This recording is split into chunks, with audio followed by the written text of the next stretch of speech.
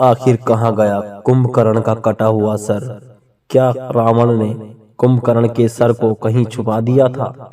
विशालकाय शरीर के साथ जन्मा शक्तिशाली राक्षस कुंभकर्ण, जो इतना बलवान था कि जिससे देवता भी डरते थे। कुंभकर्ण बहुत बड़ा वैज्ञानिक भी था। उसने रावण के कई सारे दिव्यास्त्रों का भी निर्माण किया था। लेकिन बचपन से ही कुंभकर्ण की एक खास आदत थी। वो भरपेट भोजन खाता था, रावण की ही तरह। कुंभकर्ण ने भी ब्रह्मा की कठोर तपस्या की थी और वो चाहता था कि स्वर्ग पर राज करे।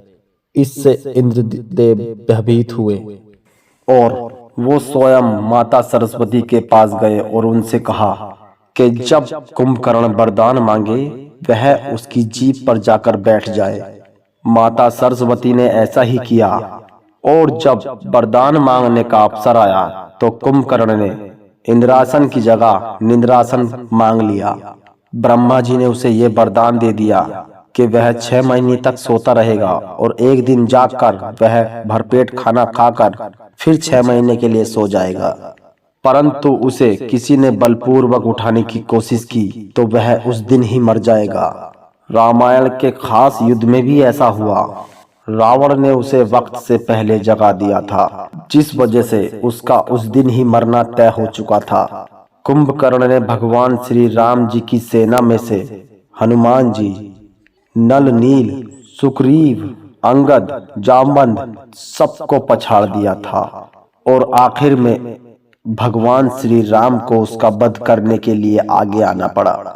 तब भगवान श्री राम ने कुंभकर्ण की दोनों भुजाएं काट दी और उसका सर धड़ से अलग कर दिया तथा अपने एक बाण से भगवान श्री राम ने उसका सिर रावण के दरबार में जा गिराया। भगवान श्री राम ये जानते थे वक्त से पहले किसी भी योद्धा का अंतिम संस्कार बेहद जरूरी होता है। इसलिए भगवान श्री राम ने अपने बाण की सहायता से कुंभकर्ण धड़ से अलग कर दिया था, जो सीधा रावण के दरबार में जा गिरा और कुंभकर्ण का धड़ और उसकी दोनों भुजाएं युद्ध भूमि में ही रह गई ताकि विभीषण उनका अंतिम संस्कार कर सके और उनका सर जो धड़ से अलग हुआ था उसका अंतिम संस्कार रावण कर सके। लेकिन अब ये सवाल उठता है कि आखिर कुंभकर्ण के सर का क्या हुआ? क्या वो आज भी इस धरती पर मौजूद है?